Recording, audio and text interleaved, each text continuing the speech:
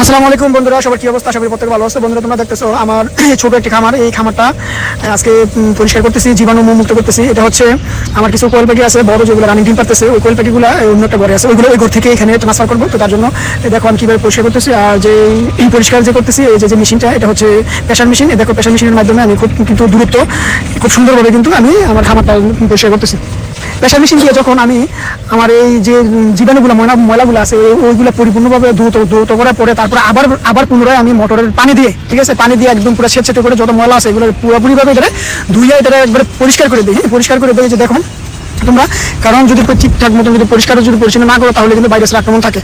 আর এই যে এখানে দেখতেছো যে আমি যে এখানে যে মেডিসিনগুলো ব্যবহার করছি এগুলো হচ্ছে যে তোমরা অবশ্যই নাম শুনছো, তুতে, তারপরে হচ্ছে পটাশ, তারপরে ব্লিচিং পাউডার, চুন, ঠিক আছে, সবকিছু মিলিয়ে এগুলো জীবাণু মুক্ত করার জন্য একটি খুব ভালো মানের একটি তোমার মেডিসিন, যেটা নিজেই তৈরি করা যায়।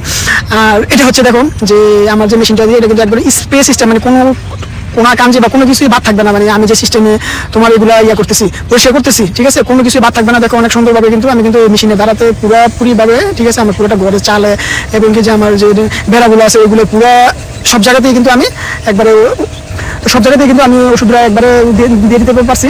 আর বিশেষ করে তোমরা যারা আমাদের যে পেজটা আছে পেজটাকে অবশ্যই ফলো করবা, ঠিক আছে, লাইক কমেন্ট করে জানাবা কেমন হলো। তারপরে আমি আবার যেদিন এই ঘরের ভিতরে কোয়েল পাখি ট্রান্সফার করবো ওই দিন আবার আমি তোমাদেরকে অবশ্যই একটা ভিডিও দিব, ঠিক আছে। তো তোমরা সবসময় আমাদের যে ভিডিওগুলো আছে এই ভিডিওগুলোকে লাইক কমেন্ট করে শেয়ার করে জানাবা ভিডিওগুলো কেমন হলো।